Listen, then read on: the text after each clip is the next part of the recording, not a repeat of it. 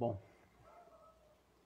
ainda com problema aqui que eu não estou vendo quem está aqui. Boa tarde, boa noite, bom dia para todos nós. Nós vamos dar sequência então ao nosso estudo de Missionários da Luz, aprendendo muito com o Alexandre, Dr. Alexandre, informações muito úteis, até sob o ponto de vista científico, como ele próprio analisou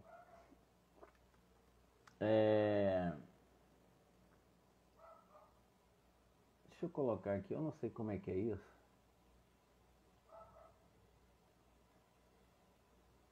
Não sei como é que é isso.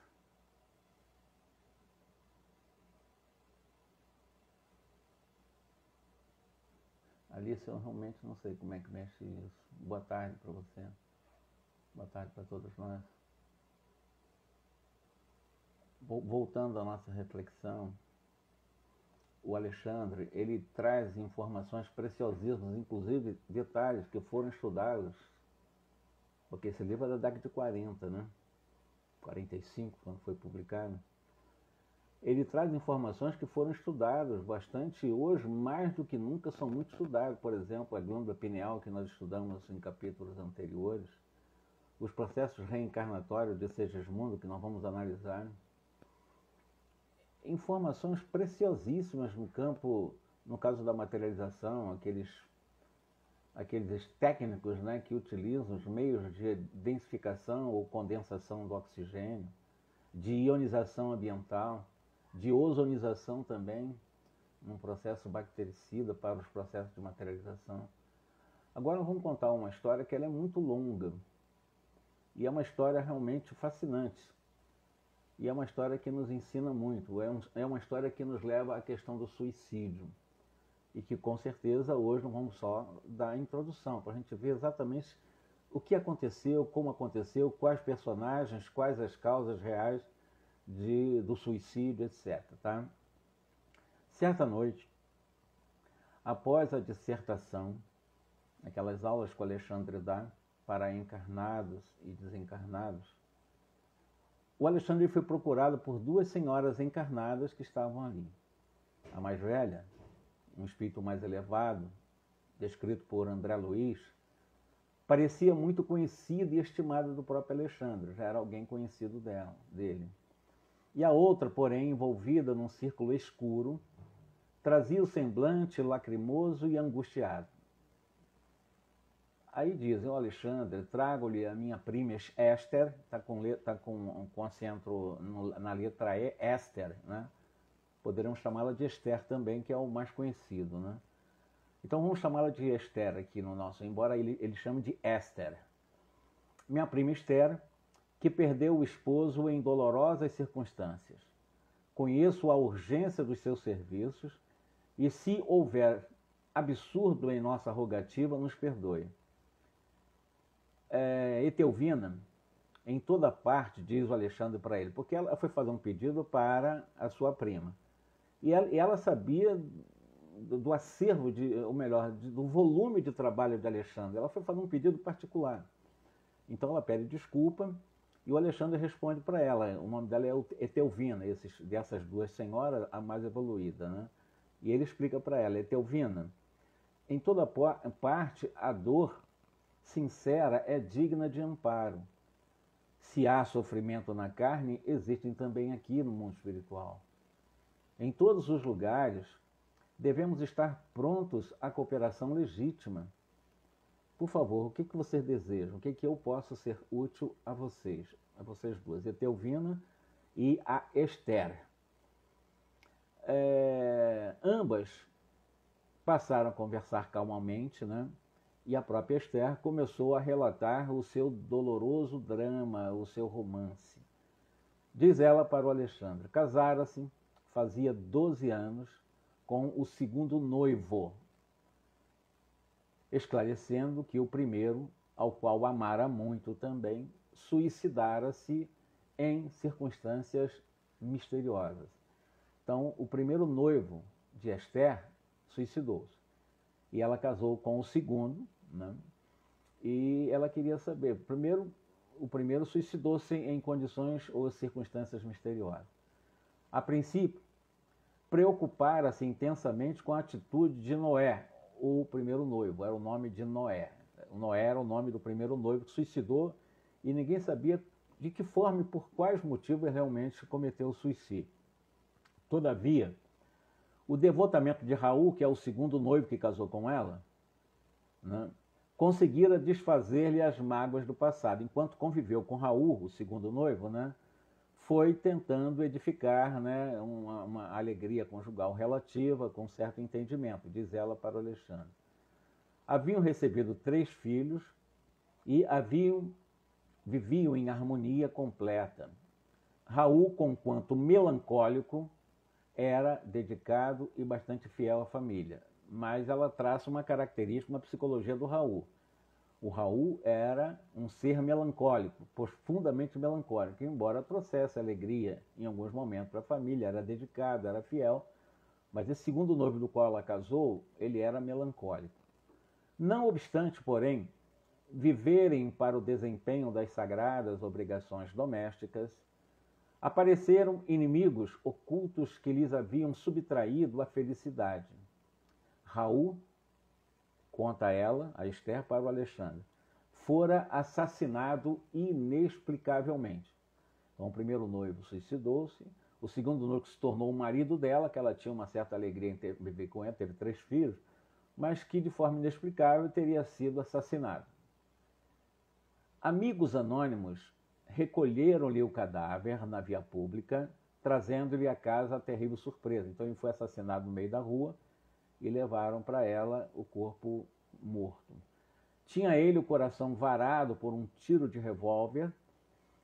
Que mistério envolveria o hediondo crime? Diversos populares e policiais acreditavam tratar-se de suicídio, tanto assim que todas as diligências da justiça criminal se encontravam paradas já, porque havia uma convicção de que o Raul não foi assassinado. Ele também teria cometido um suicídio para a justiça humana. E ela tinha muita dúvida, porque o primeiro noivo suicidou. Essa ela acreditava que tinha sido assassinado, mas para a justiça ele também suicidou. Entretanto, na convicção dela, de Esther, ela achava que ele tinha sido assassinado mesmo. Porque que motivos conduziriam um homem probo, trabalhador, ao suicídio sem causa? A Esther pensando, o Raul era um bom marido, era fiel, trabalhador, se comportava de forma digna. Por que Raul se mataria quando tudo lhes era favorável relativamente à vida que estavam levando no presente e para o futuro? Inegavelmente, seus recursos financeiros não eram extensos, mas sabiam equilibrar com decência a despesa doméstica e a receita comum. Não, ela não acreditava de forma nenhuma que Raul também teria suicidado. O companheiro, a seu parecer, teria partido da crosta por imposição do que ela chama de escuro assassinato. Então, a Esther não aceitava esse segundo suicídio, né, na vida dela. Primeiro o primeiro noivo, o Noé, e agora o Raul, que foi o segundo noivo, e casou com ela também, e que para ela foi assassinado. Para a justiça foi um suicídio também, mas que ela não aceitava essa ideia. Esther, em lágrimas, não desejava positivar a culpa de ninguém. Ela não estava ali pedindo a Alexandre para encontrar um culpado que teria matado Raul, na visão dela de que ele teria sido assassinado. Não desejava vingar-se, e sim acalmar o coração em desalento. Seria possível, por intermédio de Alexandre, sonhar com o companheiro, no sentido de obter-lhes as notícias diretas e fazer-lhes sentir o carinhoso interesse do lar? Então, ela está pensando na possibilidade do Alexandre aproximar os dois e durante o sonho do corpo físico, né? Porque ela é uma das que, pelo menos a Etelvina, que é a prima dela, né, assistia às aulas do Alexandre. Mas se era possível ela se encontrar com Raul durante o sonho, para que eles pudessem realmente, né, atualizar as notícias e ver exatamente o que poderia, por intermédio dele, saber um pouco mais do que aconteceu com ele, com o segundo marido.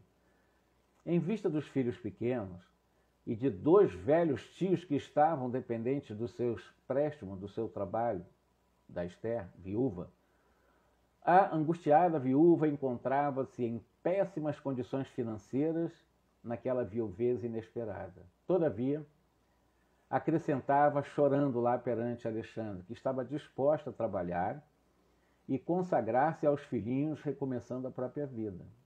Mas antes disso, ela desejava algum conforto para o seu coração. Ela ansiava inteirar-se do ocorrido e conhecer a situação do Raul, segundo esposo, para ficar um pouco mais conformada, porque ela ainda acha que ele teria sido assassinado e, para a justiça, todos os indícios eram de suicídio. Por piedade, generoso amigo, nada podeis me dizer, diz ela para Alexandre, que terá sido feito de Raul? Quem o teria matado e por quê? Esther parecia alucinada de dor e internava-se através das mais descabidas indagações para Alexandre, e Alexandre, porém, longe de se desgostar com as perguntas intempestivas de Esther, assumir uma atitude paternal e carinhosamente tomou a mão da interlocutora, respondendo: minha irmã, tenha calma, tenha coragem. Neste momento agora, não é fácil eu esclarecer você. Eu não conheço os detalhes dos fatos. É muito importante investigar com cuidado, a fim de solucionar o problema com o devido critério. Eu não posso, nesse momento, fazer nada, eu preciso saber o que está acontecendo. Volte para o seu lar, porque esse encontro foi durante a noite, ela estava sonhando, então o Alexandre a recebeu. Volte para o seu lar e descanse essa sua mente oprimida. Ansiedades existem que não se curam à força de raciocínios do mundo, diz o Alexandre. É indispensável conhecer o refúgio da oração, confiando-as ao Supremo Pai. Ore, volte para a vida física e ore. Confie em Deus, confie no Supremo Criador. Ampare-se à fé sincera. Confie em Deus, confie na providência divina e veremos o que é possível fazer no setor de algum tipo de informação e do socorro fraterno ao Raul. Examinaremos o assunto com atenção, sim, você pode ficar tranquila que eu vou atrás. Já você veio fazer um pedido, deve ter ouvido, sua prima veio me pedir, eu conheço há muito tempo, então eu vou ajudá-la, sim. Né? E dando exatamente esse retorno positivo de que ele ia atrás desse assunto, ambas as senhoras despediram-se com as palavras de gratidão.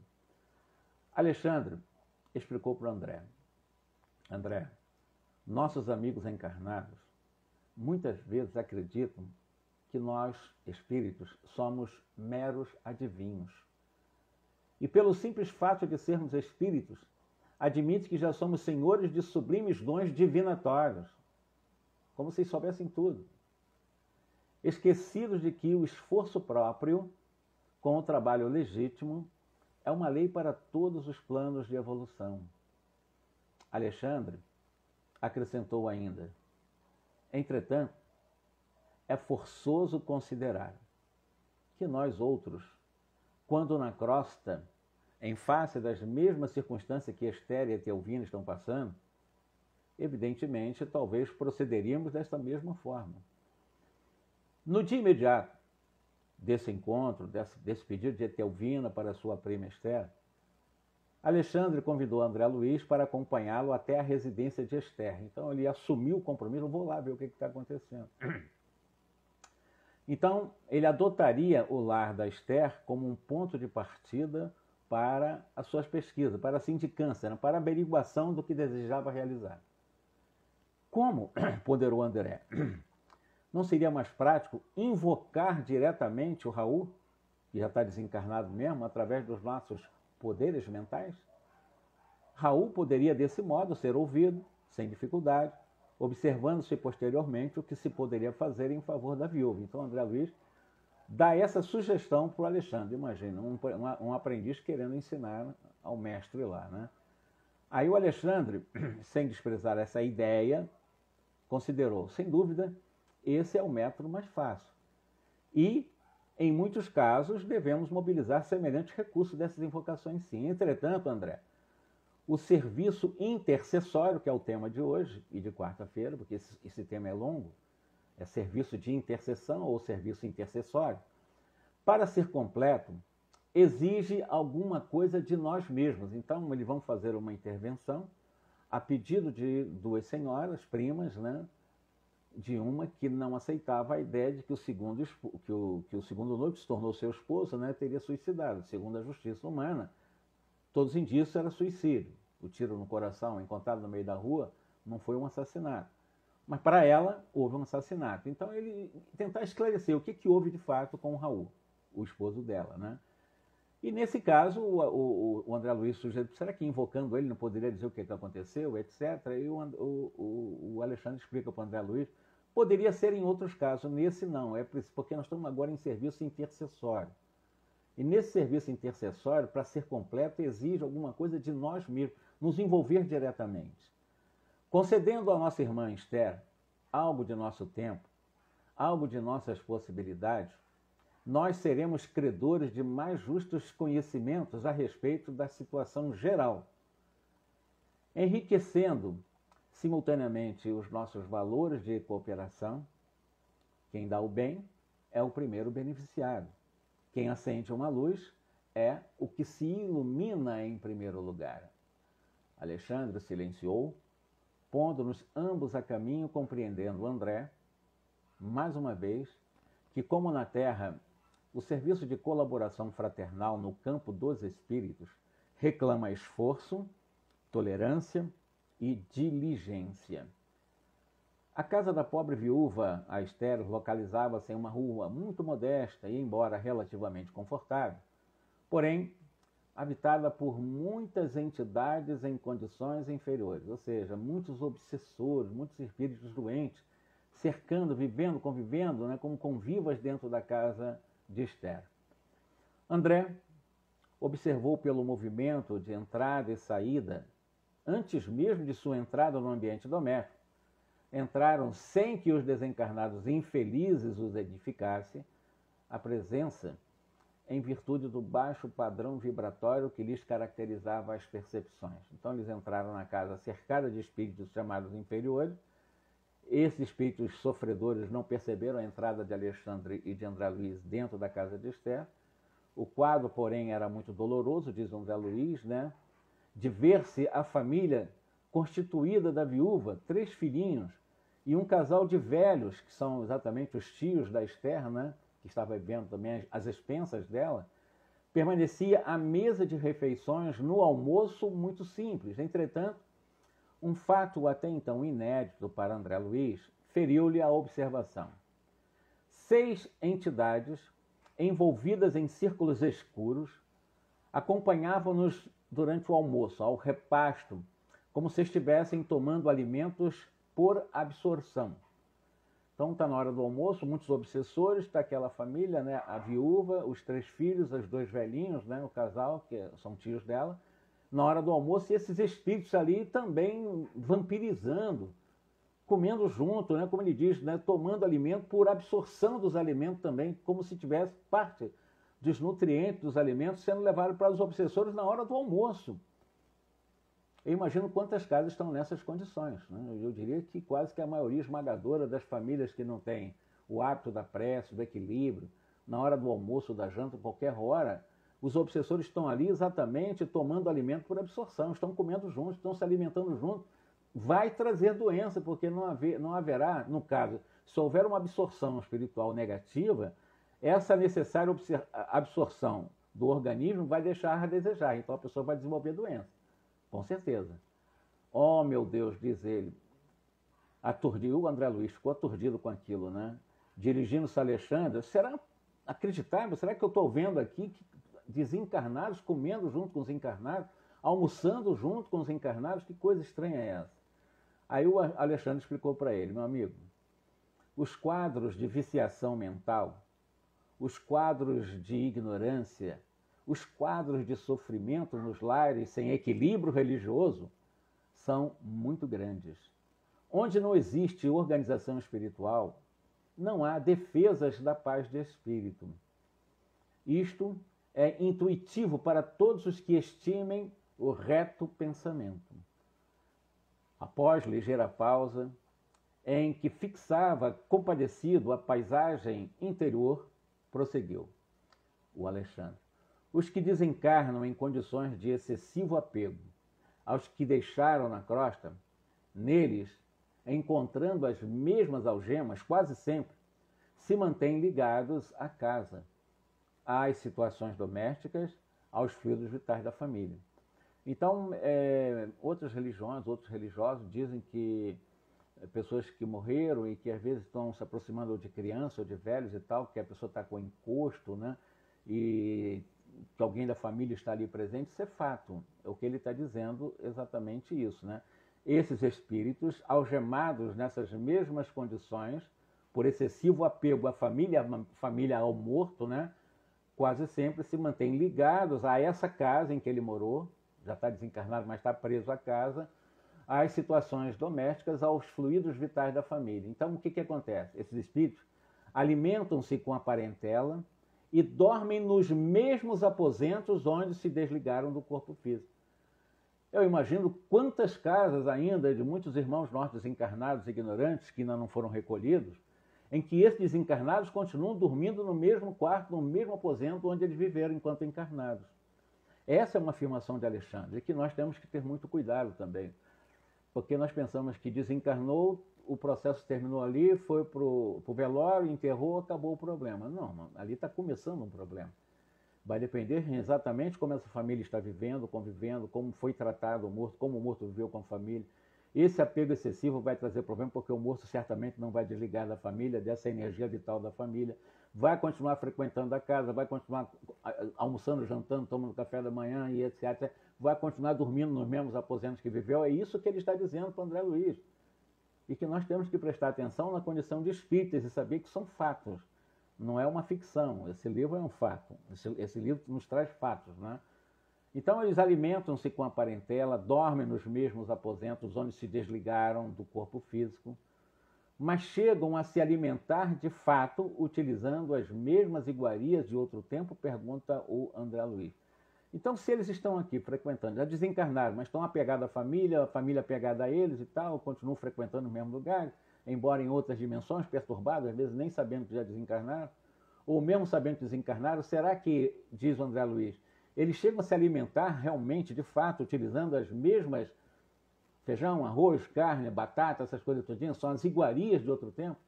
Como é que eles se alimentam, então, já que eles dormem no mesmo aposento, muitas vezes, ainda apego à própria família, apego a esses lares que não têm costume de orar, não têm o costume religioso, como ele diz aqui, religioso no sentido de as pessoas buscarem, pelo menos minimamente, o contato com Deus de uma forma sincera, né? Aí o André Luiz indagou, espantado, ao ver a satisfação das entidades congregadas ali, absorvendo gostosamente as emanações dos pratos fumegantes. Eu disse, poxa, eles estão como se tivesse um bife, digamos lá, cebolado. O espírito adorando o cheiro, gostando, satisfazendo-se, né? Congregado, absorvendo gostosamente as emanações dos pratos com fumaça, fumegantes, né? Saindo fumaça, e eles absorvendo isso, né? O cheiro do bife, o cheiro do feijão, ou do arroz, da comida em si, e a satisfação desses espíritos ali, como comensais exatamente na hora do almoço. O André Luiz ficou espantado. O Alexandre disse, e acrescentou, tanta admiração, André, somente por vê-los tomando alimentos pelas narinas. Então, os espíritos estão se alimentando também, inalando, né, aquelas fumaças, né?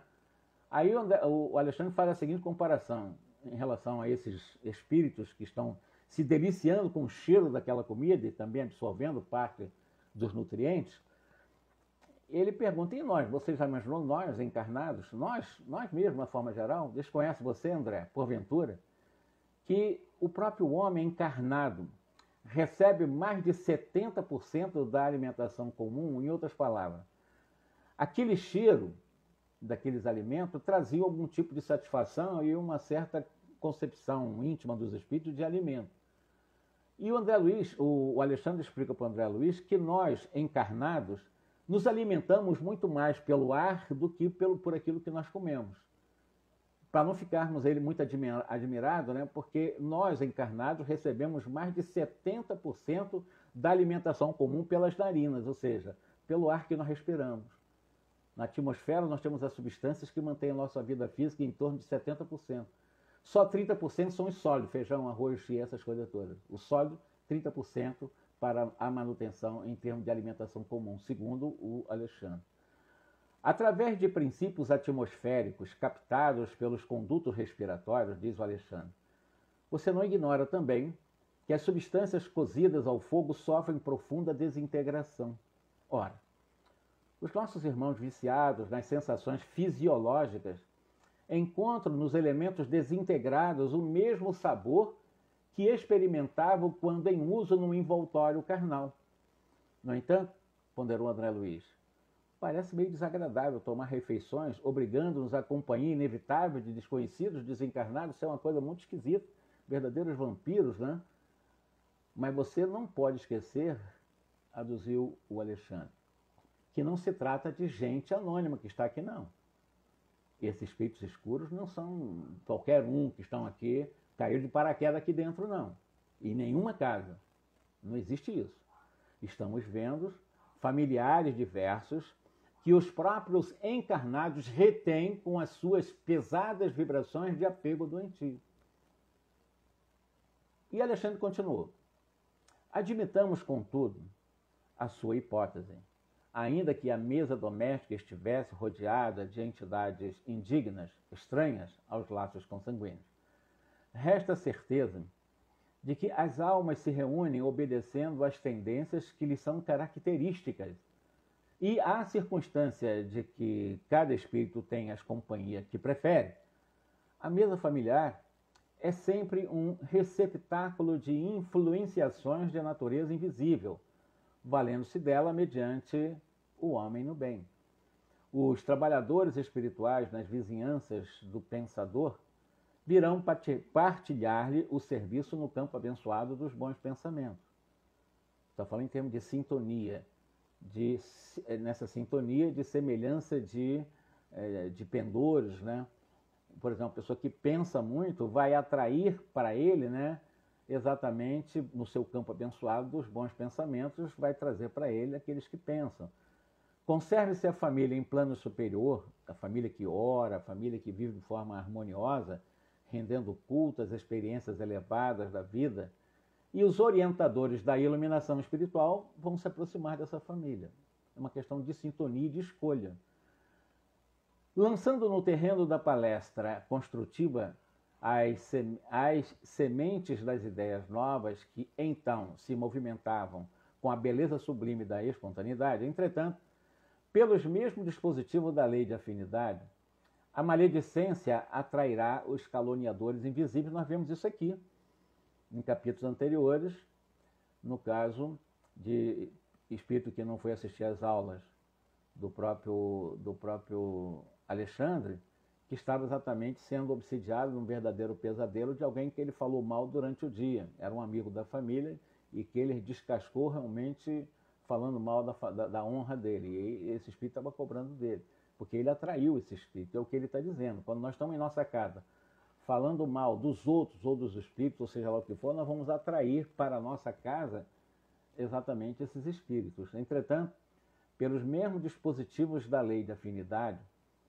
a pessoa que fala mal dos outros, né, atrairá os caluniadores invisíveis, ou seja, está cheio de maledicentes no mundo espiritual, está cheio de fofoqueiro no mundo espiritual. Então o fofoqueiro aproxima-se dele e o fofoqueiro de lá. E a pessoa que tem o vício de falar mal dos outros vai ser potencializado esse vício com os fofoqueiros de lá que também gostam de estar falando mal dos outros. Isso é terrível, né? Um veneno da língua, né? E a ironia buscará sem dúvida entidades galhofeiras, sarcásticas, que inspirarão o anedotário menos digno, deixando margem a vastíssimas leviandade e a perturbação. Tem muita gente também assim. Em todo lugar que vai, fica fazendo piadinha, ironias, supostamente fazendo as pessoas rirem, normalmente com piadas com duplas intenções, com duplo sentido. Essas pessoas também atraem para si esses espíritos irônicos, galhofeiros, né? E que acabam inspirando outros nesses anedotários menos dignos, né? E, evidentemente, acabam criando, além da leviandade, porque às vezes são momentos solenes que a pessoa vem como gracinhas, né? Vai trazer perturbações também por falta de respeito em algum momento. Então a gente tem que ter cuidado até com o uso da palavra, porque a palavra tem poder, a palavra é força em nossa vida. Indicando o grupo à mesa, Alexandre acentuou o seguinte: aqui, os tristes inveterados atraem os familiares desencarnados de análoga condição. É o que o Alexandre chama de vampirismo recíproco. Tanto de cá chama de lá, como de lá é atraído para cá, tanto quanto também o de lá chama para eles, né? Ouça você o que eles estão falando. Então, André Luiz começou a prestar atenção na conversa durante aquele almoço na casa de Esther, que lembrem lá, eles tinham ido buscar de Alexandre um socorro para tentar ver o que aconteceu com Raul, seu esposo, etc. Bom, ouça você o que estão falando, André. Aí o André começou a observar a conversação, né, e ele chamou até, era das mais lastimáveis a conversa deles. A velha tia de Esther exclamava queixando-se amargamente: nunca pensei que viria a sofrer tanto neste mundo, diz ela durante o almoço. O Agostinho e eu trabalhamos tanto na mocidade, agora, chegados à velhice, sem recursos para enfrentar a vida, somos obrigados a sobrecarregar uma pobre sobrinha viúva que é Esther. Oh, que doloroso destino!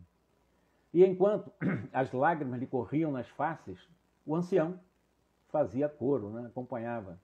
É verdade. Para uma vida laboriosa e difícil, tão amargosa compensação que nós estamos tendo. Jamais esperei uma velhice tão escura, tão humilhante, diz lá o velhinho sentado na mesa na casa de Esther. As entidades vestidas em túnicas de sombras negras, ao ouvirem semelhantes declarações, pareciam também mais comovidas, abraçando-se aos velhos com fervor. Também começaram a ficar, né, naquela mesma simbiose, né, de sentimentalismo. A Esther, embora tristonha, acrescentou com resignação: de fato, nossas provações têm sido cruéis. Entretanto, devemos confiar na bondade de Deus. Alexandre fixou nela com toda a sua atenção, de olhos brilhantes, como se percebesse de muito longe a influenciação espiritual. Esther recordou o sonho da noite de um modo meio vago, acentuando: graças a Deus, amanheci hoje muito mais confortada.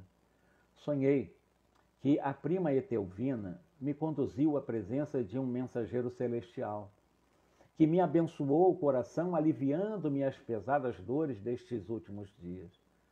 Oh, como me rejubilaria se pudesse reconstituir esse sonho de luz. Ora, mamãe, conte-nos. Aí são 3 filhinhos ali, né? Um dos filhinhos chegou e disse: mamãe, conte-nos, exclamou a filhinha de 7 anos, que até ali se mantiveram em silêncio. A senhora, de bom grado, comentou: minha filha, não se pode descrever as grandes sensações. Eu não me lembro precisamente de tudo, mas recordo-me de que o emissário de Jesus me ouviu com paciência e em seguida disse-me palavras de encorajamento e de amor. Longe de me repreender, acolheu-me bondoso e, revelando divina tolerância, escutou as minhas queixas, até ao fim, qual um médico abnegado. Inegavelmente, levantei-me hoje com outro ânimo. Estejamos conformados, pois Deus nos auxiliará. Logo que me refaça completamente, ganharei o nosso pão com o trabalho honesto. Ela estava desempregada, ela precisava de emprego para poder manter a família nesse momento. Temos esperança e fé, diz ela. Em face das afirmativas encorajadoras de Esther, os meninos entreolharam-se sorridentes, enquanto os velhinhos calavam a amargura que lhes era própria. André desejava fazer-se visível aos desencarnados naquele momento comovido, né? Sem luz, que se movimentavam no círculo de maneira a conversar com eles, sondando-lhes as experiências. Mas Alexandre desaconselhou. Seria perder tempo, disse Alexandre para André Luiz. E se você deseja beneficiá-lo, venha até aqui noutra oportunidade, porque as cristalizações mentais de muitos anos não se desfazem com esclarecimentos verbais de um dia para outro. No momento, nosso objetivo é diferente, diz o Alexandre. Precisamos obter informações sobre o Raul. Além disso, se nos valêssemos da hora, a fim de ouvir os desencarnados presentes, verificaríamos que eles poderiam apenas relacionar dolorosas lamentações sem proveito construtivo. e revelando reduzido interesse pela conversação dos encarnados em vista do objetivo essencial do momento, o Alexandre considerou: procuremos algum de nossos irmãos visitadores, é um outro termo que ele utiliza. Quem são os irmãos visitadores? Temos a necessidade de informações iniciais para dar uma feição imediata ao nosso trabalho intercessório. Porque Alexandre demandasse outros aposentos, o André Luiz deixou igualmente a modéstia, aquela modesta sala, né, do almoço, né, de refeições, embora desejasse continuar observando ali. Alexandre, porém, não tinha muito tempo para gastar. Depois de rápidos minutos, foram defrontados por uma entidade de um aspecto humilde, a quem Alexandre se dirigiu afavelmente. Meu amigo, você é visitador em função ativa, você é um que trabalha no processo de visitador. É um termo utilizado por Alexandre. Sim, estou aqui para servi-lo, respondeu de forma atenciosa. Alexandre expôs para esse espírito visitador, com franqueza e com poucas palavras, o que nós desejávamos. Então, o espírito visitador, o irmão visitador, explicou razoavelmente o que é que aconteceu. Mais ou menos já esse espírito, que já visitava aquele lá há algum tempo, explicou para Alexandre o seguinte: conhecera Raul de perto, auxiliara muitas vezes, prestando a Raul continuadas assistências espirituais. Todavia, não pudera nem ele, o espírito visitador, e nem outros amigos visitadores também, evitar-lhe o suicídio friamente deliberado. Então já tem uma resposta aqui. O Alexandre, a partir desse espírito visitador, ficou sabendo que Raul realmente suicidou-se. Houve um suicídio. Então, agora, como é que ele vai tratar do sonho? Ele já sabe que houve um suicídio. Então, houve 2 suicídios na vida da Esther. Aí, suicídio? Interrogou Alexandre, procurando informar-se de maneira completa. A viúva, ela acredita em assassínio. Então, o Alexandre está ali não sabia de nada. Ele apenas escutou a Esther e a Esther disse que ela acreditava em assassinato. Entretanto, ponderou o novo amigo. Ele soubera dissimular com cuidado. Como é que ele fez isso para dissimular para a esposa? Meditara por muito tempo o ato infeliz e no último dia fizera a aquisição de um revólver para o fim desejado.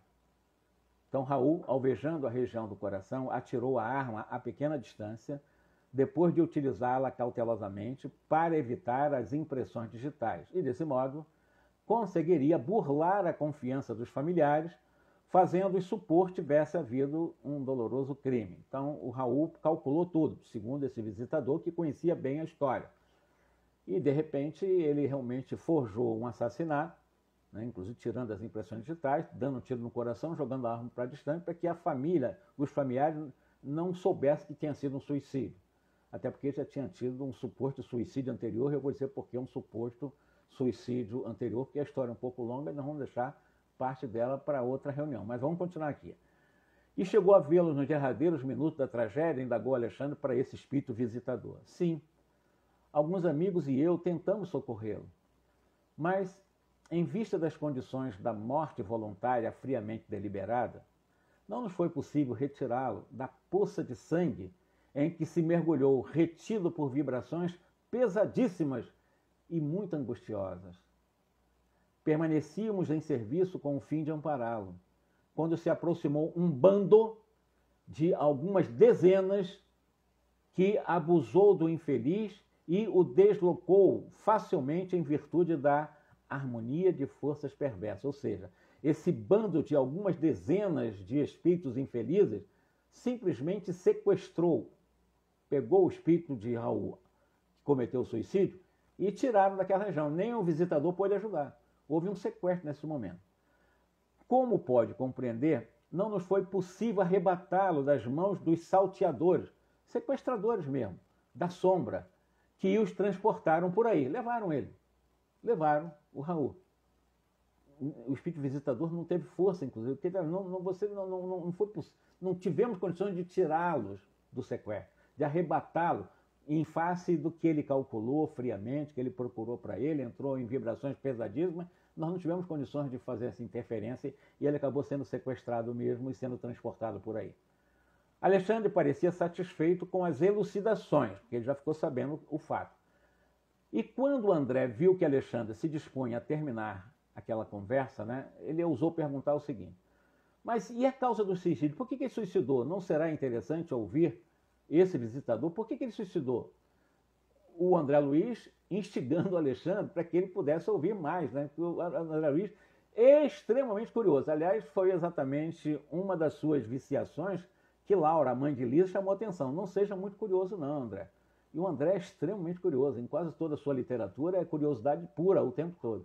E na sua curiosidade, vamos tentar ouvir o que houve e tal, aquelas coisas todinho. E o Alexandre, a causa do suicídio, né? Alexandre explicou isso: não vamos fazer isso não. Indagaremos isso sim, não do visitador, nós vamos falar isso com o próprio Raul. Nós vamos encontrá-lo e vamos ver os porquês por ele, não do visitador. Aí o André, opa, então vamos saber exatamente os porquês. Determinada indagação, todavia, atormentava o cérebro de André Luiz, que não conteve por muitos instantes, dirigindo normalmente a Alexandre. Alexandre, ele falou ali de um bando. O que é isso? Um bando? O que significa? Alexandre explicou o seguinte: o bando, a que se refere o informante, o espírito visitador, é a multidão de entidades delinquentes dedicadas à prática do mal.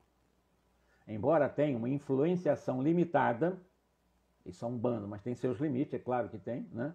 Em virtude das defesas numerosas que rodeiam os núcleos dos encarnados e as nossas esferas de ação, esses bandos conseguem efetuar muitas perturbações, concentrando os impulsos de suas forças coletivas.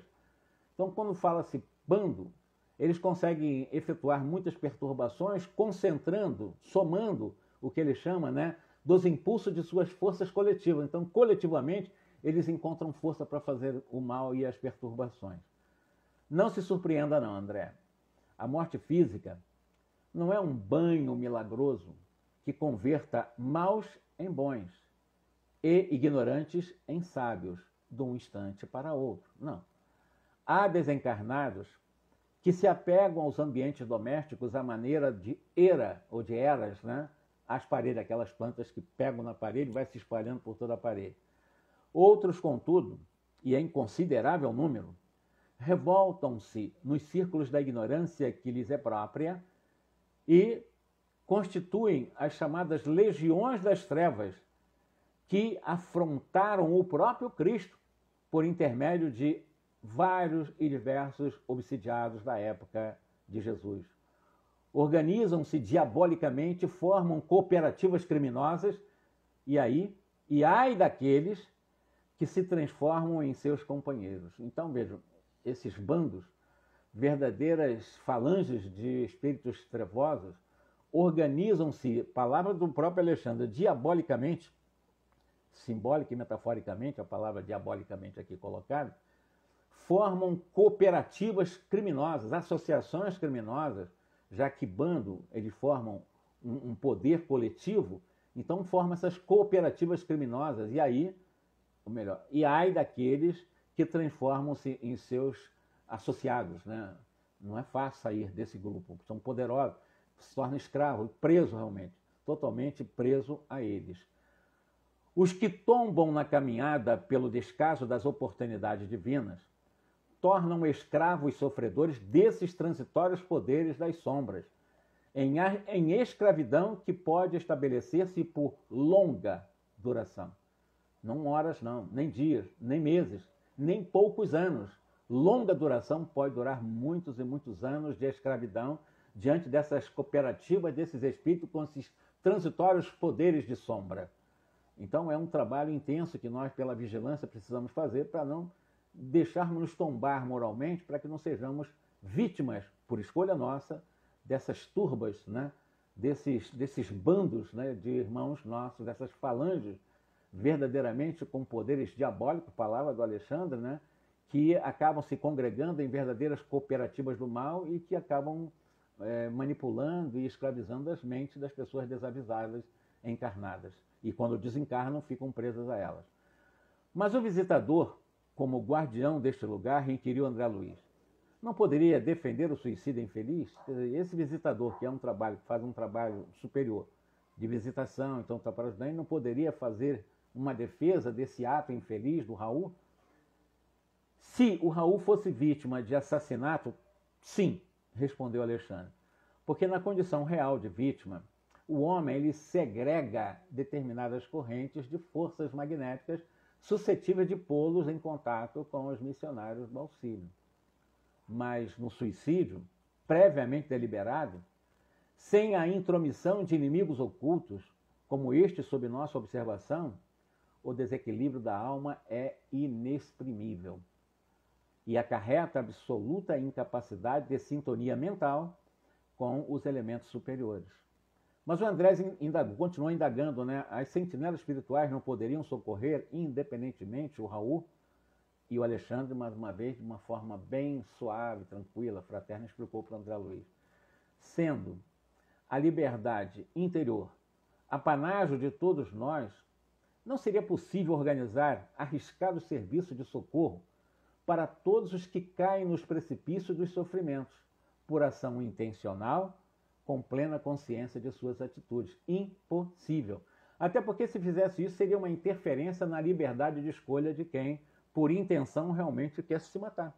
Não há como. Você pode realmente fazer, colocar a ideia, mas diretamente, materialmente, seria um pouco mais difícil o que ele está falando. No caso de Raul, nós conhecemos casos daquela que realmente estava tentando se envenenar, e que a espiritualidade conseguiu realmente derrubar de uma forma que nós sabemos que é possível, né, sob efeitos físicos, derrubar aquele veneno no chão e tal, que é um caso, depois nós vamos contar esse caso em outro momento. Foi uma interferência direta no objeto do veneno, conseguiu tirar o veneno e jogar no chão e tal, e ela não tomou o veneno. Mas diretamente, um tiro no peito, tal como no caso, é impossível um espírito realmente fazer uma intervenção em função de uma coisa deliberada, bem calculada, porque o Raul estava deliberando isso há algum tempo. Então seria impossível uma interferência direta de esse socorro mais direto. Nem no resgate eles conseguiram socorrer, né? Em tais casos, aí o que vai acontecer? A própria dor vai funcionar como medida de auxílio na corrigenda indispensável. Então, esses espíritos vão sofrer tanto pela escolha equivocada, pela rebeldia violenta, pelo suicídio, que a dor que eles vão sentir é uma dor tão intensa que vai acabar auxiliando para que eles possam se corrigir. Ou seja, a dor acaba sendo um auxílio para a corrigenda indispensável de quem se rebela para realmente agir de uma forma tão violenta, né? De tanta rebeldia ante as leis de Deus. Em tais casos, então, acontece isso. Mas e os maus que parecem felizes na própria maldade?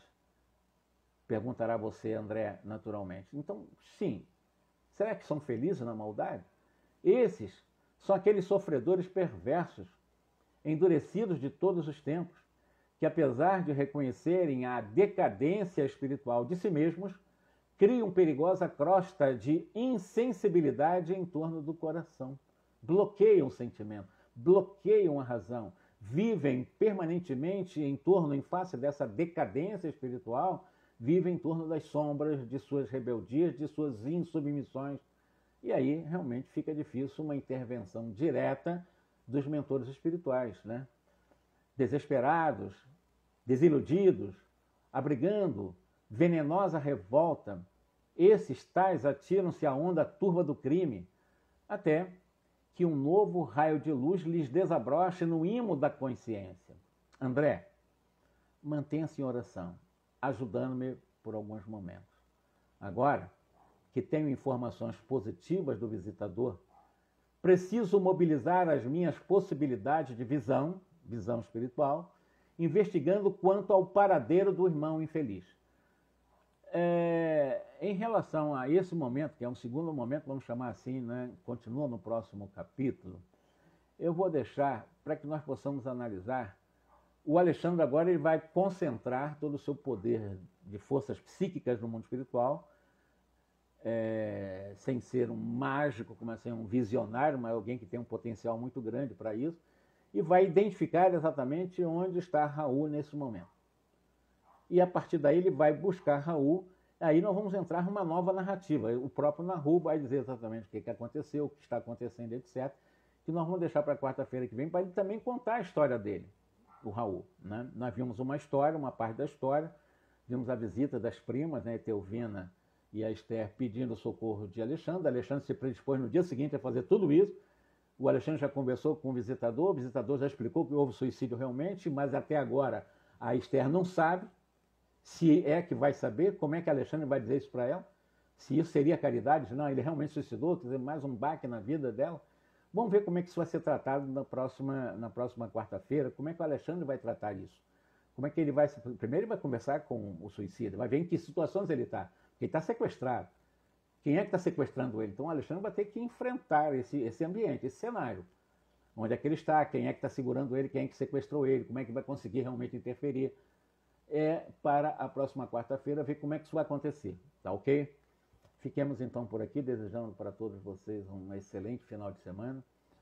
E na quarta-feira que vem estaremos às 20 horas fazendo exatamente o desfecho dessa história, que é uma história extremamente triste, mas muito comum em muitas famílias do mundo terreno, em qualquer cultura, nos 4 quadrantes do nosso planeta, diariamente ocorrendo esse tipo de situação, né?